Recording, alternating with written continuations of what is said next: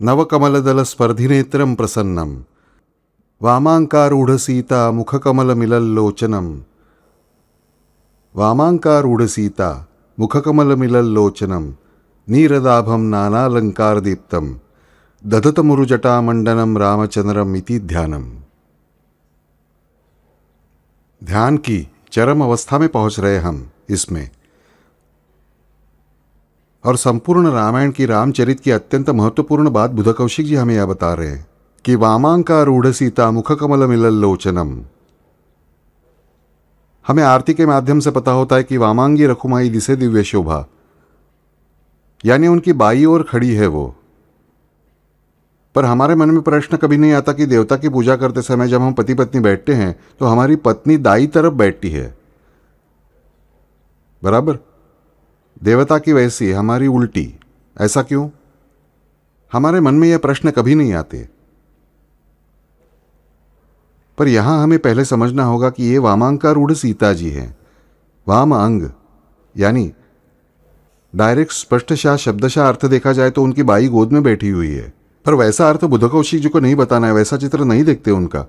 वामांकारूढ़ सीता मुखकमल मिलल्लोचनम, इन दोनों की नजरें एक दूसरे से मिली हुई है। वे सिर्फ उनकी तरफ देख रहे हैं, वे सिर्फ उनकी तरफ देखती हैं, और वे कैसी हैं तो वामांकारूढ़ हैं, यानी वे उनकी वामांगिनी है। यानी वे उनकी बाई तरफ खड़ी है क्या? लक्ष्मण जी दाई तरफ खड़े हैं, दक्षिणांगी लक्ष्मण। यानी सच में क्या रहस्य है? हमने राम रक्षा की शुरुआत की थी, तभी बताया था कि सीता जी यानी क्या तो तृप्ति, सीता जी यानी तृप्ति, और राम जी यानी पुरुषार्थ। सीता जी यानी श्रद्धा, सीता जी यानी भक्ति, भक्ति और श्रद्धा यानी तृप्ति। श्रद्धा के बिना, भक्ति के बिना तृप्ति नहीं। और ये जो पुरुषार्थ है, राम जी जो है वे पुरुषार्थ है। और इन राम जी के ये लक्ष्मण जो हैं वे लक्ष्मण यानी धैर्य, यानी स्थैर्य, यानी सबूरी। ऐसे दक्षिणांग से वामांग से जो बनते हैं वे राम जी है, ध्यान में रखें। तृप्ति रूपी और स्थैर्य रूपी। तृप्ति रूपी सीता जी ये राम जी का आधा बाया अंग है। वामांगी यानी केवल बाई तरफ रहने वाली न होकर उस अंग के अगर दो भाग करने हो तो, यानी लक्षणात्मक अर्थ से, तो उनका राम जी का आधा बाया भाग यानी तृप्ति रूपी सीता जी, वहीं दाया भाग आधा यानी स्थैर्य रूप, सबूरी रूप, धैर्य रूप लक्ष्मण जी। और इन दोनों से मिलकर बनते हैं वे राम जी यानी पुरुषार्थ। तृप्ति और स्थैर्य, इनके बिना पुरुषार्थ नहीं, ध्यान में रखना। श्रद्धा यानी सीता जी, और सबूरी यानी धैर्य यानी लक्ष्मण जी। इन दोनों का मिलकर जो बनता है, ये दोनों का मिलके जो है भाव, वो भाव मतलब राम जी, इसलिए वे पुरुषार्थ हैं। श्रद्धा के बिना पुरुषार्थ होना संभव नहीं, और धैर्य के बिना भी पुरुषार्थ हो नहीं सकता। सिर्फ धैर्य है तब भी पुरुषार्थ नहीं, वहां श्रद्धा चाहिए। और सिर्फ श्रद्धा है, पुरुषार्थ नहीं, वहां सबूरी चाहिए, यानी धैर्य चाहिए। साई चरित्र में हमें हिमाड़पंत बताते हैं कि अरे भाई, धैर्य ही सबूरी है। वह धैर्य यानी सबूरी, वह धैर्य यानी लक्ष्मण, वे दक्षिणांग है। वही वामांग जो सीता जी हैं वे तृप्ति है, भक्ति रूपिणी है, श्रद्धा रूपिणी है। और ये राम जी कैसे हैं? पुरुषार्थ हैं। तो वामांकारूढ़ सीता मुखकमल मिलल्लोचनम, वे उनकी मुख कमल की ओर देखते हुए बैठे हैं। यानी जो परमात्मा है, ये परमात्मा तृप्ति की ओर देख रहे हैं, भक्ति की ओर देख रहे हैं, श्रद्धा की तरफ देख रहे हैं। ये हमें यहाँ बुध कौशिक ऋषि बताना चाहते हैं। फिर मन में प्रश्न आता है कि परमेश्वर केवल तृप्ति की तरफ देखने वाले हैं, तो हम इतने अतृप्त हैं, फिर हमारी तरफ भगवान नहीं देखेंगे तो हमारी तृप्ति कैसे होगी? ये बेसिक प्रॉब्लम है। विशेष साइकिल हम तैयार करते हैं और वो दुष्ट चक्र होता है। यहां पर हमें बुध कौशिक जी साफ साफ कहते हैं कि राम किसकी तरफ देख रहे हैं? तो तृप्ति की, शांति की, भक्ति की तरफ देख रहे हैं। और हम कैसे हैं? तो हम सदैव अतृप्त हैं, हम सदैव अशांत हैं। और इसीलिए वे हमारी तरफ नहीं देख रहे हैं, क्योंकि वे देखने वाले हैं कहाँ? जहाँ तृप्ति है वहाँ, जहाँ भक्ति है वहाँ। हम अशांत हैं, अतृप्त हैं और अभक्त भी हैं। और फिर हमारी अपेक्षा ऐसी होती है कि भगवान हमारी तरफ देखते रहें। 19वें अध्याय में देशमुख वृद्धा की कहानी में हमें हेमाड़ पंजी साईनाथ जी के डायरेक्ट शब्द बताते हैं कि देशमुख जब मंत्र मांगती है और बाबा की तरफ से मंत्र नहीं मिल रहा है इसलिए 3 दिन व्रत रखती है, जल भी नहीं पीती है, तब माधवराव देशपांडे कहते हैं कि बाबा देखिए ये बुजुर्ग महिला है, खाशाबा देशमुख की माँ है, राधाबाई देशमुख है, और इसे अन्न जल के बिना कुछ हो सकता है, कोई मंत्र दीजिए, कुछ तो दीजिए, आप इनसे बात कीजिए। बाबा राधाबाई से साफ कहते हैं कि मेरे गुरु ने भी मेरे कान में कुछ नहीं कहा, मैं तुम्हारे कान में क्या कहूँ, मैं सिर्फ एक ही जानता हूं कि मेरे गुरु की तरफ देखा प्रेम से, तब मुझे एहसास हुआ कि मेरे गुरु भी मेरी तरफ प्रेम से देख रहे हैं। बस इतना ही खास रहस्य मैं तुम्हें बताता हूं, और यह सब सुखों की खान है, सारे बंधनों का टूट जाना इसमें ही है। यानी एक क्षण विस्मरण होने पर निर्विण्ण मन, जो नारदीय भक्ति का लक्षण बताया, ये हमें ध्यान में रखना चाहिए। ये सीता जी सदैव उनकी तरफ देखती है, इसलिए वे उनकी तरफ देखते हैं, ये ध्यान में रखें।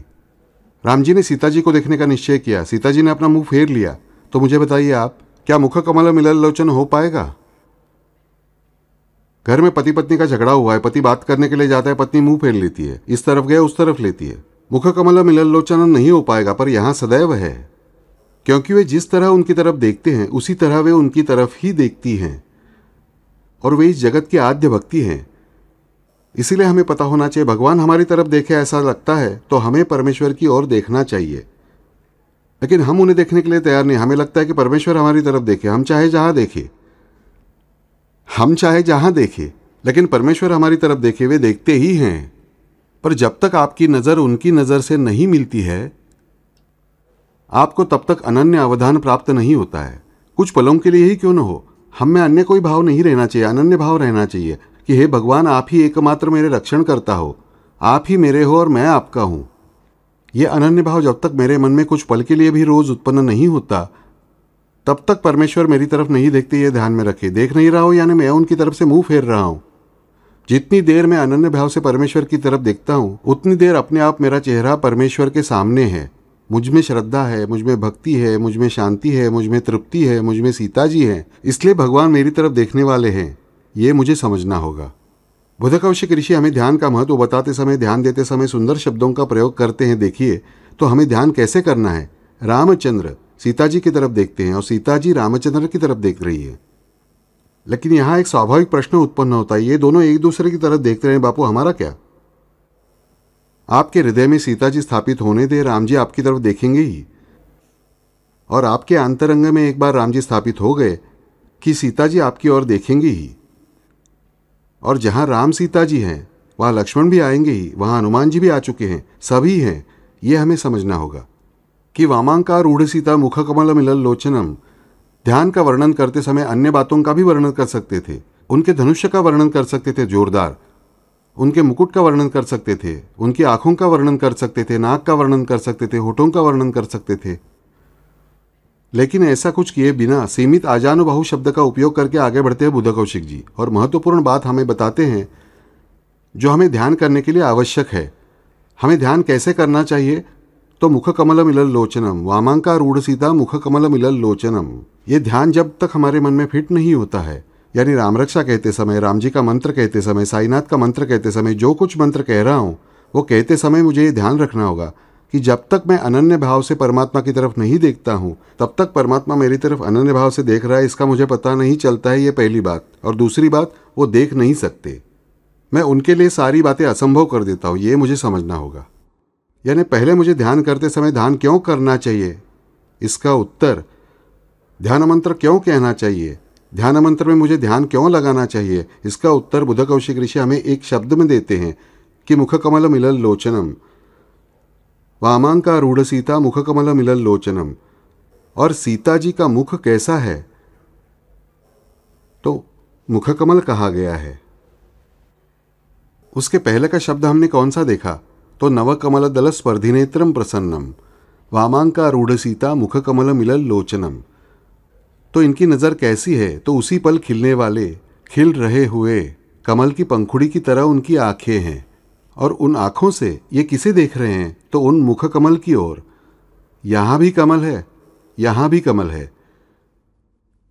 समानशीलेषु व्यसनेषु सख्यम, यहाँ व्यसन नहीं है, यह समानशील है, दोनों तरफ कमल है, दोनों तरफ पावित्र्य है। जब मैं अनन्य भाव से परमेश्वर से कुछ मांगता हूं, वो अगर पवित्र नहीं होगा, कमल ये पवित्र का प्रतीक है, मांगल्य का प्रतीक है, तब वे मेरी तरफ अनन्य भाव से नहीं देखते, ये पहले मुझे समझना होगा। मैं जब उनसे अपवित्र बातें मांगता हूं, जब मैं उनसे गलत बातें मांगता हूं, मैं गलत बातें करता रहता हूं, तब मैं कमल न होकर कीचड़ होता हूं। और कीचड़ मुखलोचनम ऐसा नहीं कहा है, बराबर। लेकिन उनका एक शब्द हमें ठीक से समझना होगा कि कमल की तरफ देख रहे, कमल जैसे मुखचंद्र की तरफ देख रहे, मुख की तरफ देख रहे, कीचड़ की तरफ नहीं देख रहे। कीचड़ में ही कमल उगता है, लेकिन राम जी की नज़र मुख कमल की तरफ है, कीचड़ की तरफ नहीं है, ये हमें समझना होगा। यदि हम कीचड़ हैं तो हमारे कीचड़ में से जब तक कमल नहीं उगता तब तक राम जी हमारी तरफ नहीं देखेंगे। हम राम जी को, शिव जी को कमल अर्पण करते हैं, कीचड़ नहीं। क्या हम में से कोई कीचड़ अर्पण करता है? बताइए। क्या किसी ग्रंथ में ऐसा दिया है, किसी विधि में ऐसा प्रकार है? मुझे बताइए। नहीं। यानी यहाँ हमारी समझ में आएगा कि यहाँ उपमा किसकी है, तो उनकी आंखों को खिलने वाले कमल की पंखुड़ी की उपमा है। और इनके भी मुख को उपमा किसकी दी है, तो कमल की ही, यानी पावित्र की ही।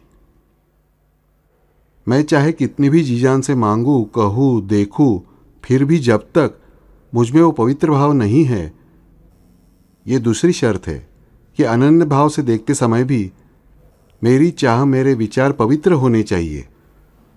मैंने गलत बातें मांगी कि मुझे उस आदमी का खून करना है, या वो आदमी मर जाए फिर मुझे पदोन्नति मिलेगी, ये अपवित्र विचार हुआ। या पड़ोसी के बेटे को मेरे बेटे से कम मार्क्स मिले, नहीं, मेरे बेटे को बहुत ज़्यादा मार्क मिले, उससे भी ज़्यादा या इससे भी कम, इस अर्थ से मांगा तो समझना कि राम जी आपकी तरफ नहीं देखेंगे, क्योंकि अपवित्र माना गया है। फिर वो कमल नहीं रहता, वो कीचड़ हो गया। इसलिए जीवन में हमारी अनेक मांगे सुनी ही नहीं गई, ऐसा हमें हमेशा लगता रहता है। लेकिन वो सुनी क्यों नहीं गई है? उन्हें सब कुछ दिखता है, उन्हें सब कुछ पता रहता है, लेकिन क्या रिसीव करना है और क्या रिसीव नहीं करना है, यह परमात्मा अच्छी तरह से जानते हैं। ध्यान में रखना। 108%। देखिए, आपके घर में टीवी है, आपने टीवी का एक चैनल लगाया, आपके हाथ में रिमोट कंट्रोल है, आपने मनचाहा चैनल लगा सकते हैं, बराबर या नहीं, पसंद से।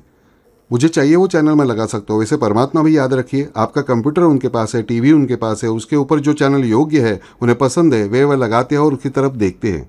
आपका अपवित्र चेहरा देखने के लिए वे तैयार नहीं है।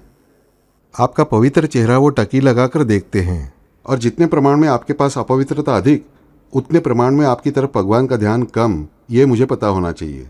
इसलिए हमारे सारे संत बार बार बताते हैं कि अरे भाई, हमेशा खुद को सुधारने का प्रयत्न करो। हम दुनिया को सुधारने की बातें करते हैं। प्रत्येक मनुष्य को पसंद होता है कि दूसरे को ज्ञान सिखाना। वो ऐसा बर्ताव करता है, तुम ऐसा बर्ताव मत करो, तुम्हें बताया था ना, ये जो है ना, मैंने तुम्हें बताया था, उसे पहले बंद करना होगा। और दूसरी महत्वपूर्ण बात इसमें ध्यान में आती है कि यह सब हो रहा है, उसके साथ और एक बात होती है, खुद के अधिकारों की भावना। हम खुद के अधिकार दूसरों पर प्रयोग करने की कोशिश करते हैं, और ये बात भगवान को कभी भी पसंद नहीं। मैंने क्या बताया कि हर एक की कतार उन परमात्मा की और उस सद्गुरु तत्व की ओर अलग है। फिर आप उसके ऊपर अधिकार कैसे बता सकते हैं? लौकिक काम के लिए मान लीजिए आप 10 जनों का समूह दिया है, उसका एक लीडर दिया है, उसका अधिकार उस पर चाहिए, सवाल ही नहीं। लेकिन अधिकार का प्रयोग करना, यानी अधिकार दिखाना, हम बहुत बार देखते हैं कि समझो एक मनुष्य है, उसके नीचे 10-12 जन काम करते हैं, उन्होंने काम कितना भी सुंदर किया हो, फिर भी उनके ऊपर का जो अधिकारी है वो कुछ तो खामियां निकालता है, कुछ तो बदलता है। क्यों बदलता है? बिना किसी वजह से, खुद का बड़कपन दिखाने के लिए। ऐसी बातों से याद रखिए, हम महान होते हैं 4 आदमियों के सामने, लेकिन भगवान के सामने हम छोटे पड़ जाते हैं। वे तुरंत ही विचार करते हैं इसने खुद के बड़प्पन के लिए सब घोटाले तैयार करने शुरू किए हैं। उन्हें वो बात पसंद होना कदापि संभव नहीं है, पर हम वही बात करते रहते हैं और उसे परफेक्शन का नाम देते हैं। सास बहू के साथ यही करती है।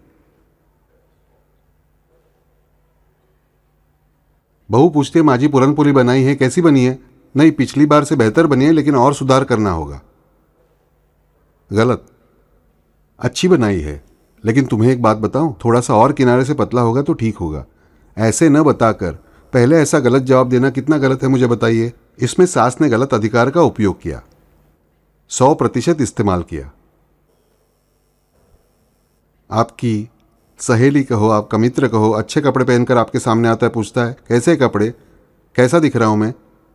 ठीक। अच्छा बोलने के लिए क्या जुबान दुखती है? और जब मैं किसी का मत्सर करता हूं, ध्यान में रखना, मत्सर कब आता है? कंपैरिजन से, तुलना करने से आता है, बराबर। और जिस पल मैं ये तुलना करता हूं, मैं मत्सर करता हूं, उस पल मैंने मेरी लाइन छोड़ दी। मैंने मेरी लाइन छोड़ दी। और ये मत्सर किस वजह से आता है? तो अधिकार का प्रयोग करने की भूमिका से आता है। मैं महान, मुझे महान दिखना चाहिए, मुझे अच्छा दिखना चाहिए, मुझे श्रेष्ठ साबित होना होगा। अरे मुझे बताओ मेरे बच्चों, कितने भी श्रेष्ठ हो जाओ, 100 नहीं 1000 लोग तुम्हारे गुलाम बन गए, इससे आपकी जिंदगी में क्या फर्क पड़ता है? आपके शरीर पर 200 तोला सोना है। समझो 2 महिलाएं, एक महिला के शरीर पर 200 तोला आभूषण है, ऊपर से हीरे के आभूषण है, दूसरी महिला के शरीर पर केवल 10 तोला सोना है या 10 तोला चांदी है, कहिए सोना भी नहीं है। फिर जरा सोचिए, जिसके शरीर पर सोना है उसका पति उससे प्रेम नहीं करता है, और जिसके शरीर पर चांदी है उसका पति उससे बहुत प्रेम करता है, तो सुखी कौन है? 100 तोला पहनकर बैठने वाली कि 10 तोला चांदी शरीर पर पहनकर बैठने वाली? निश्चित चांदी पहनकर बैठने वाली, क्योंकि वो सोना आखिर में उसको चुभने वाला है। वो शान दिखाती है, लेकिन मेरा जो सही आभूषण है, जो मेरा सच्चा हीरा है, वो मेरे पास नहीं है। मेरे अधिकार में 100 जन है, 2000 जन मेरे गुलाम है, लेकिन मेरे मन में शांति नहीं है, तो क्या फायदा? मेरी कमांड में एक भी आदमी नहीं है, मैं किसी की नौकरी कर रहा हूं, लेकिन मेरे मन में शांति है, फर्क पड़ गया। यानी बाह्य स्थिति पर निर्भर नहीं रहता है, इसका मुझे पता होना चाहिए। लेकिन हम हमेशा क्या सोचते हैं कि मुझे बाह्य स्थिति को सुधारना है और मुझे आसपास के लोगों को सुधारना है। बाह्य स्थिति यानी आसपास के लोग आते हैं, और इसीलिए मैं हमेशा बाकी के लोगों को बदलने का विचार करता हूं। लेकिन ध्यान में रखना, जो कोई श्रीमद् पुरुषार्थ पढ़ता है, मैंने बार बार उसमें बताया है कि मेरे प्यारे बच्चों, पहले खुद को बदलो। आसपास की बातों को बदलने की भूमिका में बाद में घुसना। अब बात सीधी है, मैं रहता हूं, उसके पास कचरा कुंडी है, बाजू में कचरा गिरा हुआ है, उसे सुधारना मेरा कर्तव्य है या नहीं, ये मेरे लिए आवश्यक है। लेकिन दूसरों को नसीहत देने के बदले मुझे खुद पर ज्यादा कॉन्सेंट्रेट करना चाहिए और मुझे खुद में परिवर्तन लाना होगा। और जिस पल मैं खुद में परिवर्तन लाने का विचार करता हूं, उस पल मुझ में मत्सर बाकी नहीं रहता, मुझ में अधिकार की भावना बाकी नहीं रहती। फिर मुझे सौंपी गई जिम्मेदारी मुझे 10 आदमी दिए जाने के बाद मुझे एहसास होता है कि 10 आदमियों का बॉस न होकर 10 आदमियों के द्वारा काम करने की सेवा मुझे दी गई है। मैं उसी भावना से करता हूँ। मत्सर नहीं होता है, स्वामित्व की भावना नहीं बची। देखिए, मेरा कीचड़ से पैर कम से कम 2-4 फीट तो ऊपर आया। मेरा कमल कीचड़ से बाहर निकलना शुरू हो गया। और कैसे आता है? आते आते साथ में श्रद्धा लेकर आता है, सबूरी भी लेकर आता है।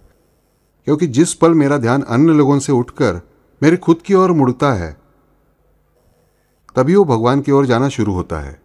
और जब तक वो भगवान की तरफ मुड़ता नहीं, तब तक मेरी तरफ मुड़ता नहीं। जब तक खुद की तरफ मुड़ता नहीं, तब तक भगवान की तरफ नहीं मुड़ता।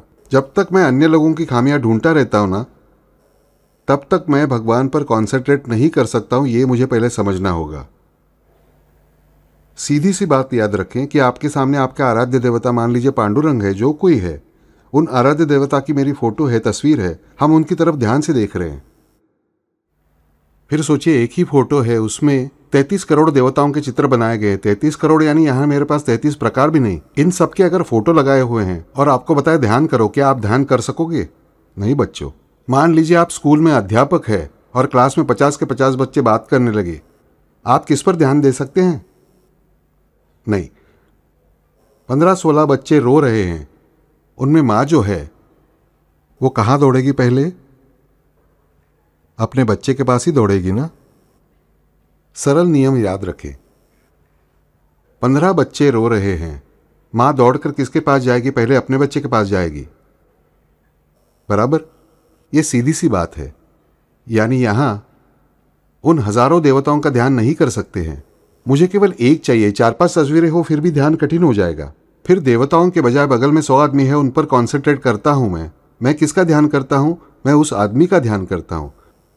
देखिए, किसी एक व्यक्ति पर आपको क्रोध आता है, दिन भर आप उसी का विचार करते रहते हो, ये आदमी ने मुझे ऐसा बोला, वैसा बोला, मेरे साथ ऐसा किया, उसने मेरे साथ ऐसा किया। तुम ध्यान किसका करते हो बच्चों? ध्यान आप उस व्यक्ति का करते हो। और जैसा ध्यान है वैसे तुम बन जाते हो। साई चरित्र में हमें बार बार एक बात बताई गई है, एकनाथी भागवत में बताई गई है कि जैसा ध्यान है वैसे आप बन जाते हो, केवल अगले जन्म में नहीं, आज भी। देखिए सीधी सी बात है, कोई हमारे बराबर का लड़का होता है या लड़की होती है, उस लड़की से कोई कहता है कि ये ना भाई मधुबाला जैसी दिखती है, लड़के से कोई कहता है ये ना दिलीप कुमार जैसा दिखता है, तुरंत वो लड़का वो लड़की मैं मधुबाला की तरह कैसे दिख सकती हूँ और दिलीप कुमार की तरह कैसे दिखूं, ये विचार करते हैं। फिर उनका व्यवहार, चलना बोलना, बालों का ढंग सब उनके जैसे अपने आप होने लगता है, क्योंकि वो ध्यान लग जाता है। जब हम शत्रुओं का, हमसे बुरा व्यवहार करने वाले बुरे व्यक्ति का विचार करते हैं, तब हम क्या करते रहते हैं? हम उस व्यक्ति का ध्यान कर रहे होते हैं। यानी बच्चों, तुम्हें ध्यान भगवान का करना चाहिए। तुम किसका ध्यान कर रहे हो? अपने शत्रु का। यानी आपको ईश्वर की कृपा चाहिए और ध्यान आप किसका कर रहे हो? शत्रु का। और शत्रु आप पर कभी कृपा करने वाला है क्या? कभी भी नहीं। यानी आप ध्यान किसका कर रहे हैं? शैतान का कर रहे हैं, याद रखना। इसीलिए हमें बार बार क्यों कहा जाता है बच्चों, बैर, ऋण, बैर और हत्या कभी इनमें शामिल न हो। बैर किसी से न करे, दिल से कहता हूं। किसी ने आपको परेशान किया तो उतने तक ही उसे सबक सिखाओ जो भी है और मुक्त हो जाओ। सास ने मुझे ऐसा कहा, ऑफिस के किसी ने ऐसा कहा, अमुक तमुक, कल परसों तरसों करते हुए, इसमें हम हमारे उस शत्रुत्व का ध्यान करते हैं। और इसलिए मुझ पर कृपा किसकी होगी? तो शत्रुत्व की होती है। लेकिन बुरा किसका होता है? तो मेरा ही होता है। ये बड़ा नियम हमें ध्यान में रखना चाहिए कि ध्यान मंत्र यानी केवल सगुण रूप का वर्णन नहीं है, हमें जानना चाहिए। ध्यान यानी क्या? तो गुणों का वर्णन, गुणों पर ध्यान केंद्रित करना। और जब मैं किसी शत्रु के विषय में, मुझे जिससे मत्सर है या मुझे स्पर्धा करनी है, जिसने मेरे साथ बुरा व्यवहार किया, ऐसे व्यक्ति का गुस्से में विचार करता रहता हूं, तब वो विचार मेरे अंतर्मन में ज्यादा जोर से प्रवेश करता है। और जब वो मेरे अंतर्मन में ज्यादा जोर से प्रवेश करता है, तब देखा जाए तो मुझ पर कृपा किसकी होती है? शत्रुत्व की होती है। मैं ध्यान किसका करता हूं? तो मेरे शत्रु का करता हूं। शत्रु यानी शैतान। शत्रुत्व की भावना यानी शैतान। यानी मुझे कृपा होनी चाहिए भगवान की, पर हम उसके लिए उपाय किसका कर रहे हैं? तो शैतान का कर रहे हैं। यह ऐसा ध्यान करके चलेगा क्या, बताइए? नहीं। लेकिन ऐसे ही ध्यान हम करते रहते हैं, सदैव करते रहते हैं। उसके बजाय बुद्धकौशिक ऋषि हमें बता रहे हैं कि ध्यान मंत्र राम जी का कैसे बोलना है।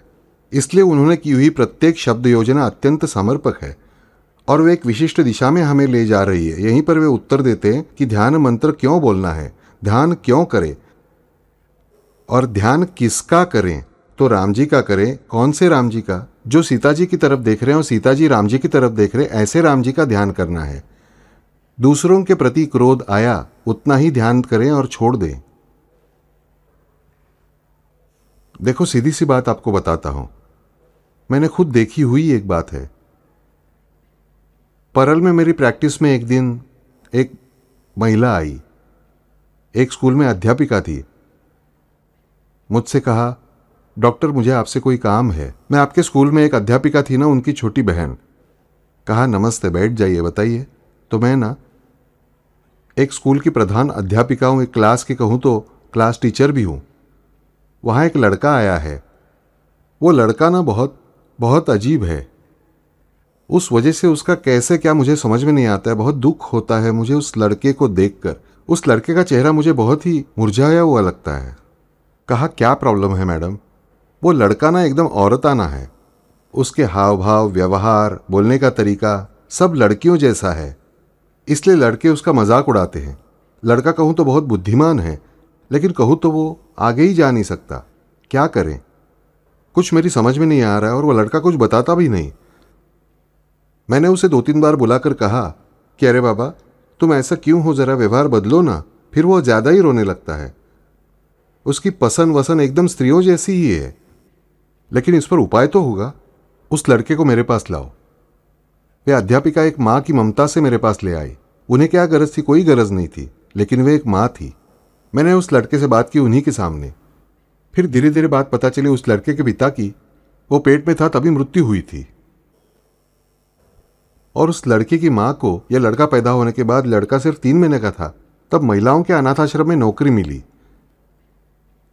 वहां सिर्फ युवा लड़कियों की रहने की व्यवस्था है और इसीलिए उस कैंपस में पुरुषों को मनाही थी। उन लड़कियों के लिए वो स्कूल था। उसी स्कूल में यह पढ़ा 8वीं तक। इस कारण इस लड़के ने उस कैंपस के बाहर कभी न जाने की वजह से, माँ पूरे दिन काम करती रहती थी, लड़का बाहर नहीं जा पाता था, इस लड़के ने पुरुष कभी देखे ही नहीं थे। तो इसके साथ बात करता था कौन? युवा लड़कियां ही, 12 से 18 साल की, और 4 से 5 अध्यापिकाएं। इस कारण इस लड़के ने पुरुषों का व्यवहार, पुरुष बोलते कैसे हैं, ये देखा ही नहीं था। ये बातें अनुकरण से ही आती है, स्त्री के पास या पुरुष के पास। और उस वजह से क्या हुआ, इस लड़के को हमेशा आदत पड़ गई थी वो स्त्रियों के अस्तित्व की। इस वजह से इसकी आवाज़, इसका बोलना, इसकी लाइकिंग सब उसकी सहेलियों जैसा था। क्योंकि वो पहली बार जब इस स्कूल में आया था, इस अध्यापिका की स्कूल में 8वीं में, क्योंकि वहाँ सिर्फ 7वीं तक की स्कूल थी, उसे सिर्फ 8-9 दिन ही हुए थे, वो भरमा गया था। उसने सिर्फ 2-4 बार पुरुष देखे थे, वहाँ पोस्ट लेकर आने वाला पोस्टमैन, फिर रिपेयरिंग के लिए आने वाला इलेक्ट्रिक टेक्नीशियन, बस वो भी सिर्फ दूर से देखे थे, उनसे कुछ बात नहीं, कुछ नहीं। वहाँ फिल्म देखने की मनाही थी, उन दिनों टीवी नहीं था, कुछ नहीं था। मुझे बताओ ये कैसे हुआ? उसने ध्यान किसका किया? पुरुष जैसा पुरुष है, उसमें कोई दोष नहीं था। मैंने अध्यापिका को प्रूव करके दिया, उसका हार्मोन टेस्ट किया, सब किया, देखिए उसका सब नॉर्मल है।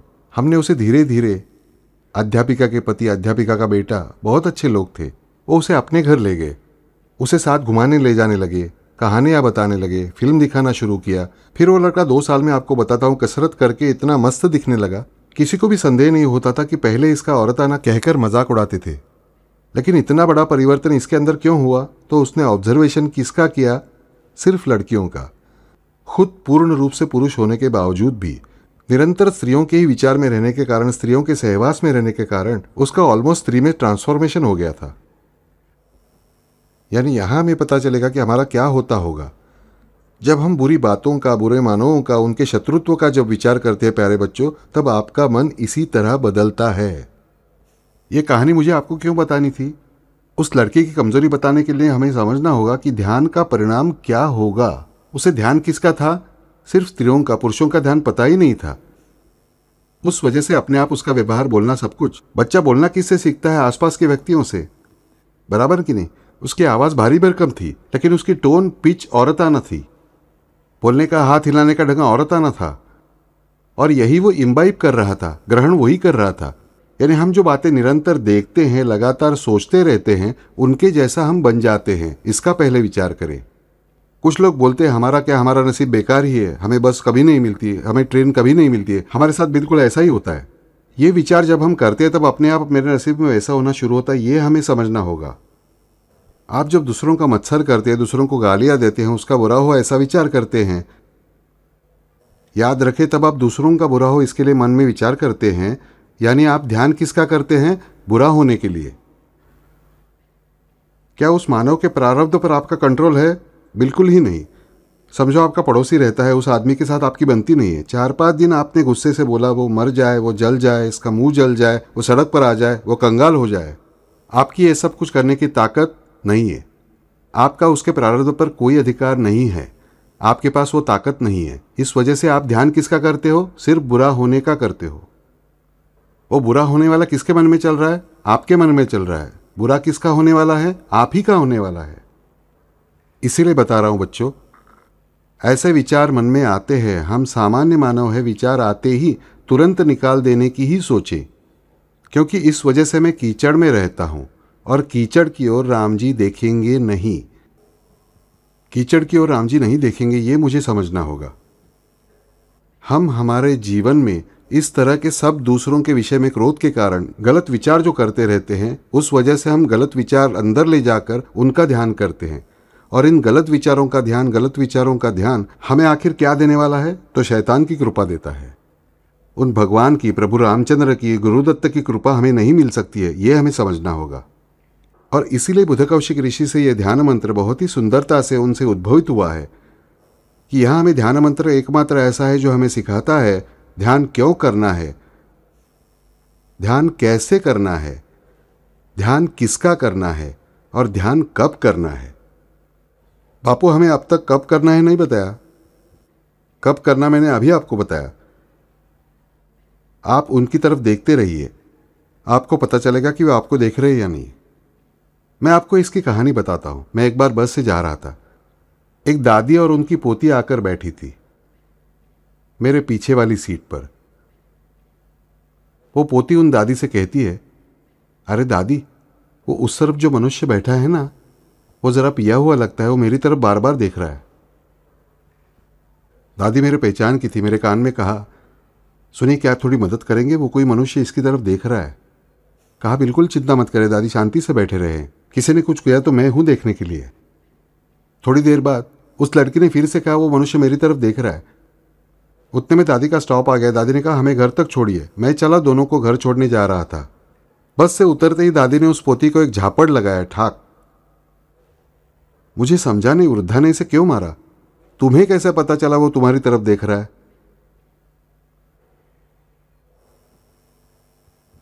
कितना सुंदर, मुझे बताइए कि एक बार तुम्हें पता चला ना कि वो तुम्हारी तरफ देख रहा है, बुरी नजर से देख रहा है, तुम उसकी तरफ देखो ही मत, सिर्फ सावधान रहो। यहां हम गलती करते हैं। हम ऐसे ध्यान करते हैं ना बच्चों, याद रखें, गर्दन मरोड़ मरोड़ कर हम झुक झुक कर देखते हैं कुछ जगह पर, जहां देखना नहीं होता उस जगह। लोगों की खामियां मत देखो, लोगों की खामियां मत देखो। ये भी ध्यान है ना? ध्यान करे तो पवित्र बातों का करे। राम जी किसका ध्यान कर रहे हैं? आज के ये शब्द हमें बता रहे हैं भगवान किसका ध्यान कर रहे हैं और भक्त ध्यान कैसे करें।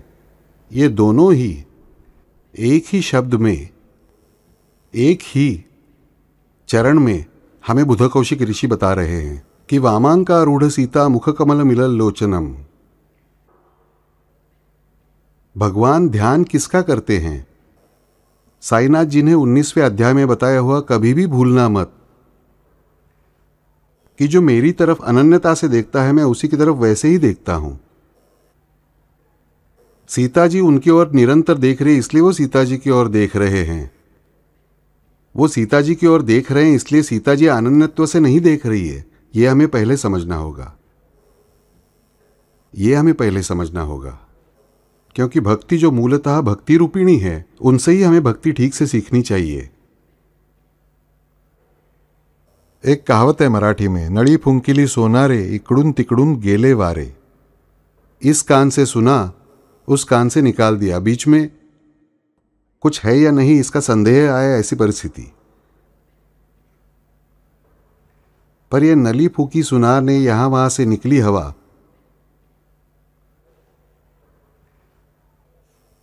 ये सुनार नली फूंकता है,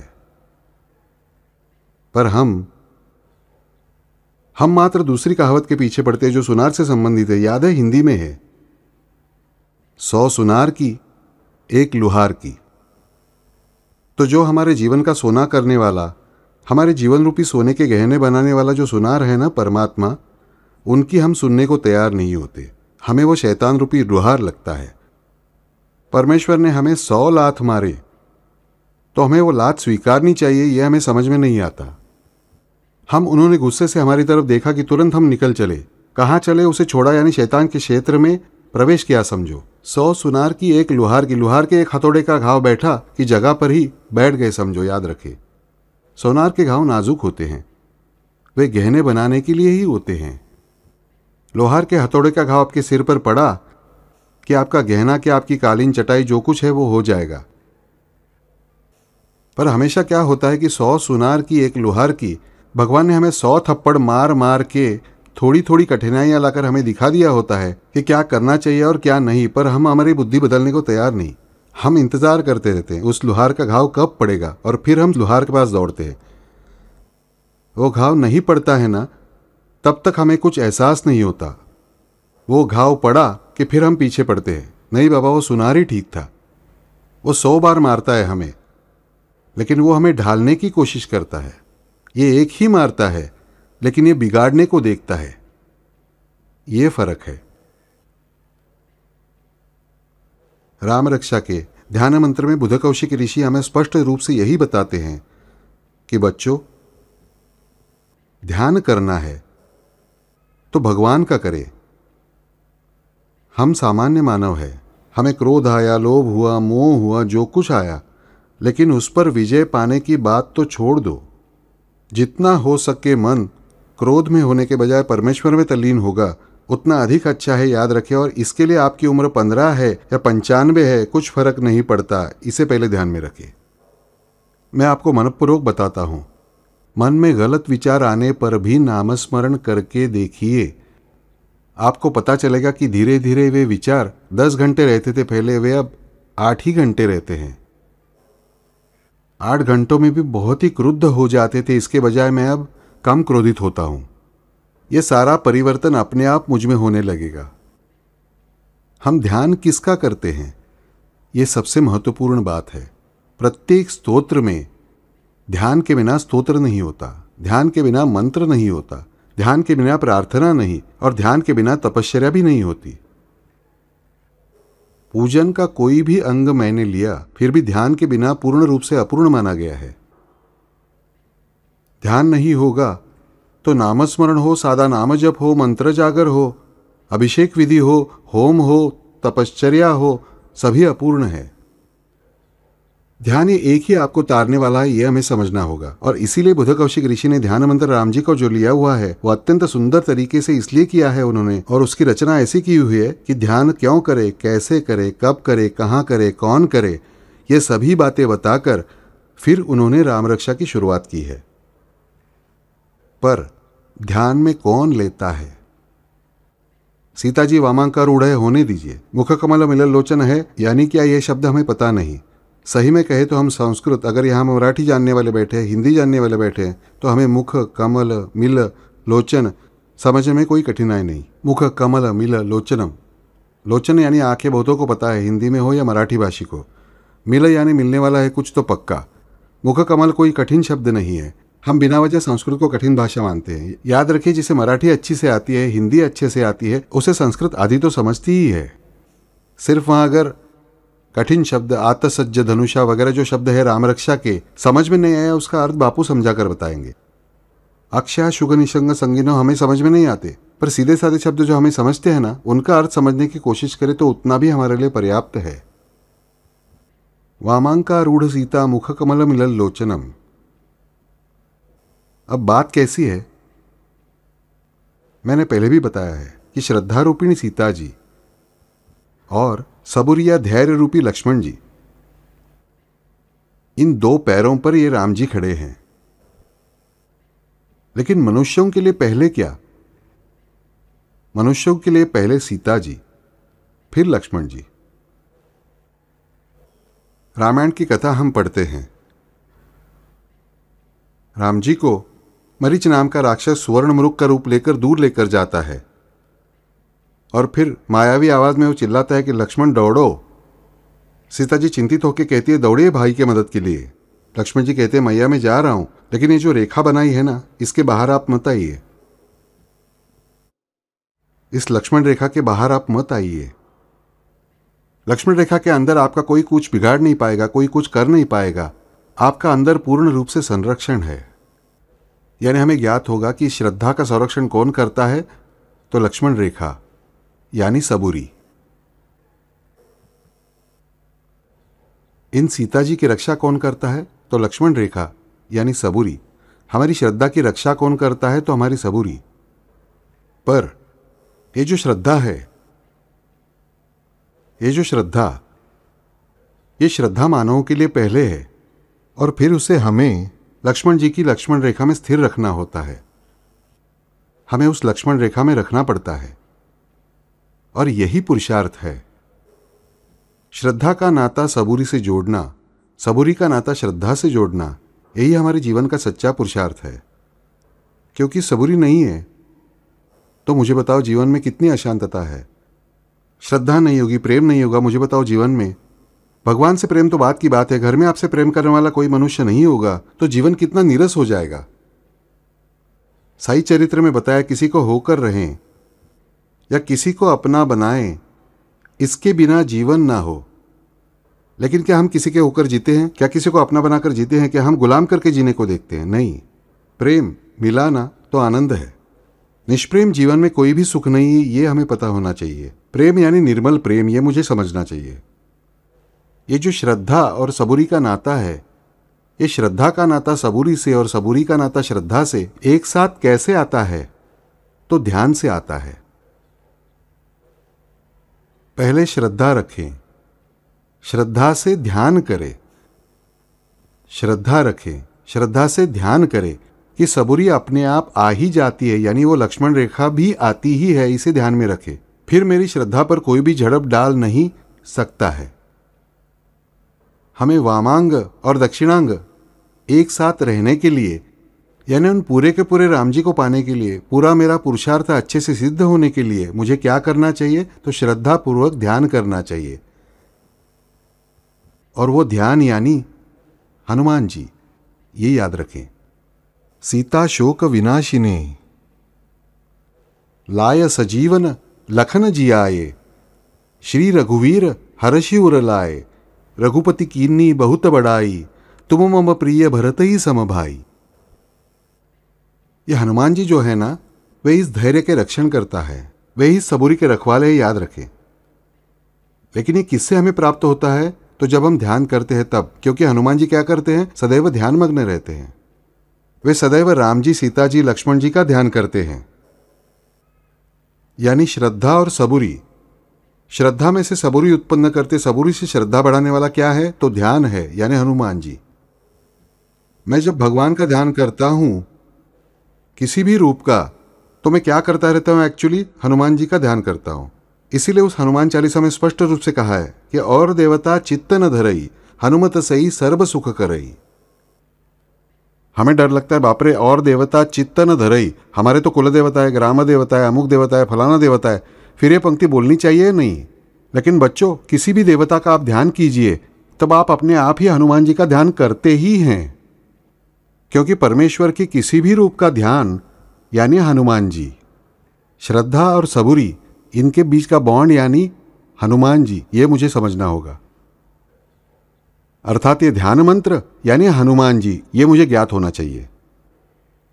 राम जी का ध्यान यानी हनुमान जी, गणपति का ध्यान यानी हनुमान जी, शिव जी का ध्यान यानी हनुमान जी, विट्ठल का ध्यान यानी हनुमान जी, स्वामी समर्थ जी का ध्यान यानी हनुमान जी।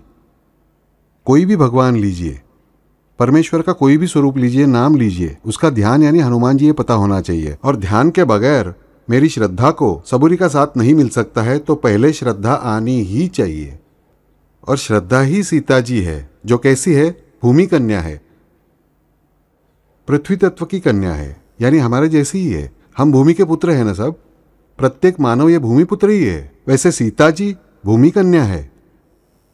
इसका अर्थ क्या है? तो जो जो जन्मा उसके साथ बराबर आती ही है। वे आकाश में से नहीं आती, वे पृथ्वी में से निकलती है। वे धरती माता की कन्या है हमारी तरह। इसका अर्थ क्या है? कि प्रत्येक मनुष्य जन्म लेता है, उसके साथ ये श्रद्धा आती ही है।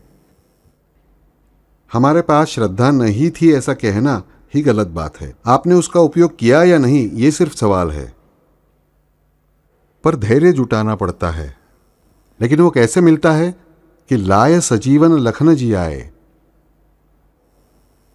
इन ध्यान रूपी हनुमान जी का मैं अवगाहन करता हूं, उसी क्षण इस श्रद्धा को सबूरी की लक्ष्मण रेखा प्राप्त होते ही याद रखे। फिर वो भय रूपी रावण आकर सीता जी को भगाकर नहीं ले जा सकता। इसीलिए यहां इस ध्यान मंत्र का महत्व अच्छे से ध्यान में रखिए कि वामांका रूढ़ सीता मुख कमल मिलल लोचनम। आप कहेंगे बापू, ये सिर्फ वामांग की ओर देख रहे, दक्षिणांग का उल्लेख भी नहीं है। पर यह ध्यान मंत्र राम जी के लिए नहीं है, तो ये आपके हमारे लिए है, मानवों के लिए है। मानवों के लिए पहले सीता जी, पहले मैंने बताया। इसलिए बात लक्ष्मण जी की, कल आप कहेंगे बापू हम पहले MBBS करेंगे, फिर मैट्रिक होंगे, फिर हम पहली की परीक्षा देंगे, आपको भगा देंगे। कोई गया स्कूल में, बताया कि मेरा बेटा पहले 11वीं की परीक्षा में बैठेगा, फिर 10वीं में, फिर 9वीं में, फिर 8वीं में, फिर पहली में। क्या बोलेंगे इसको? बाकी सब संभव हो सकता है, उसकी जान पहचान की वजह से एडमिशन प्राप्त करेगा, सब मिलेगा। लेकिन क्या है संभव है? मुझे बताइए। उल्टा सफर नहीं, वो सही से ठीक से ही होना चाहिए। वो पहली से 11वीं तक चाहिए तो 1 साल में 2 कक्षा पार की, होशियार है, ये मंजूर है। पर उल्टा सफर नहीं हो सकता, ये मुझे पता होना चाहिए। उसी तरह मानवों के लिए पहली श्रद्धा, श्रद्धा के बिना ध्यान नहीं, और श्रद्धायुक्त ध्यान के बिना धैर्य नहीं, और श्रद्धायुक्त ध्यान के साथ मिला हुआ धैर्य, ये सब मिलकर होता है पुरुषार्थ यानी राम। यह हमें पता होना चाहिए। और इसीलिए वामांका रूढ़ सीता मुख कमल मिलल लोचनम, ये ध्यान मंत्र का शिखर है। राम रक्षा का शिखर क्या है मुझे बताओ तो ये है वामांका रूढ़ सीता मुख कमल मिलल लोचनम। यहां हमें पहली बार इसका महत्व पता चलता है। ध्यान यानी क्या, ध्यान कैसे और क्यों, कारण क्या, क्या इस प्रश्न का उत्तर अब हमें देखना है। ध्यान ही महत्वपूर्ण क्यों है? क्योंकि उन्हें हमारा ध्यान होता है इसलिए। ये उनकी मूल क्रिया है, उस भगवान की यह मूल क्रिया है, फिर वो हमारी मूल क्रिया होनी ही चाहिए। वे हमारा निरंतर ध्यान करते हैं, इसीलिए मुझे उनका ध्यान करना चाहिए। क्योंकि ये सारी सृष्टि किसकी रचित है? उनके द्वारा रचित है। फिर उन्होंने जो किया उस नियम के अनुसार ही चलना पड़ेगा। फिर वे यदि हमारा निरंतर ध्यान कर रहे हैं तो मुझे भी उनका निरंतर ध्यान करना चाहिए। देखो, मुझे उतना करना संभव नहीं एक संत के जितना, पर मुझे जितना संभव है उतना तो करना चाहिए। मुझे आंखें बंद करके ध्यान करने की आवश्यकता नहीं है, याद रखें। बहुत सारे लोगों के पत्र आते, बापू हमसे आंख बंद करके नहीं हो पाता। किस लिए आंख बंद करनी है? कोई आवश्यकता नहीं है। सीधे सामने वो फोटो या मूर्ति सामने रखिए और उसकी तरफ देखकर ध्यान कीजिए। बिल्कुल सीधी सी बात है, दिल से कहता हूँ। ध्यान में आया? यह हम सीधी सादी बात करते हैं, हमें चेहरा अच्छा लगता है, मुझे फोटो पसंद है, चित्र मुझे पसंद है, फिर वो कहानी की किताब में है ना, कुछ भी नहीं बिगड़ेगा। तहे दिल से आपको बता रहा हूँ, सही में तहे दिल से। ध्यान क्यों करना है? तो वे ध्यान करते हैं इसलिए। सीधी बात को ध्यान में ले। हर रोज सुबह हम कहते हैं सूरज उगा और शाम को कहते हैं सूरज डूब गया। क्या सूरज कहीं जाता है? कहीं भी नहीं। वो हमारी तरफ देखता रहता है। हम उससे दूर चले जाते हैं या हम उसके करीब आते हैं। हमारे जीवन में प्रकाश है, अंधकार किस पर निर्भर है? हम उसके सामने हैं या उसके सामने से अपना मुंह फेर लिया है? इतनी सीधी सी बात है। वे हमारा ध्यान कर ही रहे हैं, पर हम उनसे मुख कमल मिलल लोचन स्थिति में हैं या विमुख कमल मिलल लोचन अवस्था में है, ये हमें तय करना होगा। यदि हम विमुख कमल लोचन अवस्था में हैं तो फिर प्रॉब्लम है हमें। फिर उन भगवान को दोष देकर क्या फायदा, मुझे बताओ। और इसीलिए ध्यान मंत्र अत्यंत आवश्यक माना गया है और ध्यान ये प्रत्येक उपासना के अंग में अत्यंत आवश्यक माना हुआ है। और ये ध्यान सिर्फ सगुण रूप का ही कर सकते हैं, उस निर्गुण निराकार के स्वरूप का ध्यान नहीं कर सकते। इसीलिए ज्ञान मार्ग कठिन क्यों है? वहां पर भी यह ध्यान धारणा आवश्यक है, लेकिन वो ध्यान करना है खुद के स्वरूप पर, आत्म रूप पर, स्वयं के रूप पर, यानी अपना चेहरा नहीं, बल्कि उसके अंदर की आत्मा जो है उस आत्मा के ऊपर। और वो आत्मा कैसी है हमें पता है, उसका वर्णन न इति नहीते ऐसा किया गया है। फिर ये ध्यान कितना कठिन है मुझे बताओ। हमें बहुत से योग मार्गी वगैरह सिखाते हैं, ऐसी सांस लें, फिर ऐसे खींचे, फिर आपका ध्यान उस सांस पर जाने दे। हमें कहाँ पता चलता है सांस कहाँ से जा रही, इधर से जा रही, उधर से जा रही है? कहाँ ध्यान करेंगे मुझे बताइए। वो सुनकर बहुत अच्छा लगता है। लोगों को बताने के लिए बहुत सारे लोग किताबें लेकर घूमते रहते हैं कि ऐसी सांस पर ध्यान करे, सांस अंदर जा रही है। सही में कुछ गलत बात नहीं, बराबर है, पर वो प्राणायाम योग का आवश्यक अंग है। पर यह बात कितनी कठिन है। फिर निर्गुण निराकार परमात्मा का ध्यान हमारे लिए कितना कठिन है। सगुण स्वरूप का ही ध्यान हमारे लिए महत्वपूर्ण है, इसे हमें समझना चाहिए। इसीलिए ध्यान में, भक्ति मार्ग में सगुण उपासना क्यों बताई जाती है, साकार उपासना क्यों बताई जाती है? तो ध्यान ये अत्यंत आवश्यक बात है। ज्ञान मार्ग हो, कर्म मार्ग हो, भक्ति मार्ग हो या योग मार्ग हो, ध्यान के बिना परमेश्वर की प्राप्ति नहीं। योग मार्ग पर ध्यान, कर्म मार्ग पर ध्यान और ज्ञान मार्ग पर ध्यान, ये हम सामान्य मानवों के लिए अत्यंत कठिन है, बहुत कठिन है हमारे लिए। वही भक्ति मार्ग पर ध्यान हमारे लिए बहुत आसान है, पर वो भी यदि हम करने के लिए तैयार नहीं है और अभक्ति के मार्ग का ध्यान कर रहे हैं, हम दूसरे लोगों का ध्यान करते रहेंगे, तो मुझे बताओ मुझ पर भगवान कृपा कैसे करेंगे? और जब कृपा करेंगे उस समय बताइए उस गरीब बेचारे लड़के की कम नसीबी, इसीलिए वो महिलाश्रम में रहा। उसके आसपास अगर कोई पुरुष होता तो वो पुरुषों जैसा बर्ताव करना सीख जाता। क्या हम वैसी परिस्थिति में है कि हमारे बगल में से बुरे मनुष्य हैं कि उनकी बुरी बातों का ही हमें विचार करना चाहिए? अरे कलयुग है, फिर भी दिल से कहता हूँ बच्चों कि ऐसा विचार मत करो कि 100 के 100 आपके अगल बगल के मनुष्य बुरे ही हैं। ऐसा विचार मत करो। यहीं पर हम गलती करते हैं। जो दो भले आदमी मिलेंगे ना, उनके भलेपन का विचार क्यों न करें? जो अच्छी पवित्र बातें देखेंगे, जो सुंदर बातें देखेंगे, उनका विचार अधिक करें। मुझे पता है कलयुग है, इसलिए बुरे विचारों का, बुरी प्रवृत्तियों का प्रभाव अधिक है। वैसे लोग यहाँ पे आपको ज़्यादा मिलेंगे, लेकिन वैसा विचार करके नहीं चलेगा। आप विचार अच्छे मनुष्यों का करें, घटित होने वाली अच्छी घटनाओं का करें। कुछ लोग मैं देखता हूँ सुबह पेपर खोला कि समाचार पढ़ते हैं, फलाना जीप का एक्सीडेंट हो गया, 5 लोग मर गए, इस जगह ट्रेन का एक्सीडेंट हो गया, ऐसा हुआ, वहाँ ब्रिज गिर गया, यहाँ बिल्डिंग गिर गई। ऐसे समाचार पढ़ने में उन्हें भयंकर आनंद होता है।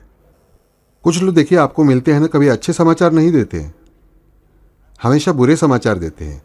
आपको पता है वो औरत आपके बारे में ऐसा बोल रही थी, आपको पता है वो मनुष्य बोला आप सब झूठे हैं, आपको पता है मैं वहाँ गया था, वो औरत आपके बारे में ऐसा बोल रही थी। क्या कभी वो आपको कहता है कि वो व्यक्ति आपके बारे में अच्छा बोल रहा था? कभी भी नहीं। ऐसे व्यक्ति को पहले टाले। कोई कुछ भी बोले उसे बोलने दो, क्या फर्क पड़ता है मुझे बताओ? क्या आपको कोई नुकसान पहुंचता है? क्या आपका प्रारब्ध कोई बदल सकता है? कोई भी नहीं बदल सकता है, उसे खुद आपको ही बदलना होगा, ये आपको पता होना चाहिए। फिर ऐसी जो सब संगत है ना, वो सारी दुसंगति है। उससे बेहतर सत्संग करो। सत्संग का महत्व हमें बार बार क्यों बताया जाता है? तो सत्संग में ध्यान अच्छी तरह से लगता है। जब हम गजर करते हैं, नाचते हैं, गाते हैं, तब हमारा ध्यान उस एक चित्र पर कॉन्सेंट्रेट हुआ होता है, उस वजह से हमारा ध्यान लगता है। ध्यान लगने के बाद श्रद्धा को सबूरी की सहायता मिलने लगती है, और श्रद्धा और सबूरी ध्यान एक साथ आ गए तो भगवान आते ही हैं। जो कुछ नाम होगा उनका, जो भी कोई होंगे, पर ध्यान आवश्यक है। फिर वो कृष्ण रूप में हो, सद्गुरु रूप में हो, दत्तगुरु रूप में हो, हनुमान रूप में हो, या किसी भी रूप में हो, ये जब तक घटित नहीं होता तब तक मेरे जीवन में कुछ भी घटित नहीं हो सकता, ये मुझे समझना होगा। आज हमने जो पद देखा है, वामांकारूढ़ सीता मुखकमल मिलल लोचनम, उसी में ही हमें जानना चाहिए दक्षिणांगारूढ़ लक्ष्मण, मुखकमल मिलल लोचनम भी उतना ही है, ये भी हमें उतना ही जानना चाहिए। लेकिन हम मानव हैं, हमें सबसे पहले श्रद्धा की सहायता से ध्यान करना चाहिए, और श्रद्धा प्रत्येक मानव के पास होती ही है। जन्मे हुए बालक के पास जन्मता ही श्रद्धा होती है उसके माँ के लिए। इसलिए देखिए, नवजात शिशु उसकी माँ का स्पर्श और दूसरी औरत का स्पर्श, इनके बीच का फर्क जान ही लेता है। यानी इसका अर्थ है तो जन्मता ही प्रत्येक बालक को, उसको बोलना भी नहीं आता, खा भी नहीं पाता, उसकी माँ का दूध भी नहीं पीना जानता, तभी भी उस बालक को श्रद्धा ज्ञात रहती है। यह हमें पता चलेगा कि सीता जी भूगर्भ में से क्यों जन्म लेती है। हम जिस क्षण माँ के गर्भ से बाहर आते हैं, तब हमारे साथ वो श्रद्धा माँ के रूप में आई हुई होती है, याद रखें। हमारे पास श्रद्धा नहीं, ऐसा नहीं थी, लेकिन हमने बाहर निकाल दिया उसे, है लेकिन हम उसका उपयोग नहीं करते हैं। आज हमें निश्चय करना है कि हमारे बापू ने हमें जी जान से बताया है कि श्रद्धा हर एक के पास होती है, उसका हमें केवल उपयोग करना है। किस लिए? तो ध्यान करने के लिए, पवित्र बातों का, उन परमात्मा का, आसपास के गलत मित्रों का और शत्रुओं का नहीं, बल्कि भगवान का ध्यान करने के लिए। और जिस क्षण मैं श्रद्धा से ध्यान करूंगा, सबूरी यानी धैर्य यानी शौर्य यानी स्थैर्य मेरे पास अपने आप आने ही वाला है। और श्रद्धा युक्त सबूरी जब ध्यान में परिणित होती है, तभी पुरुषार्थ सिद्ध होता है। हरिओम।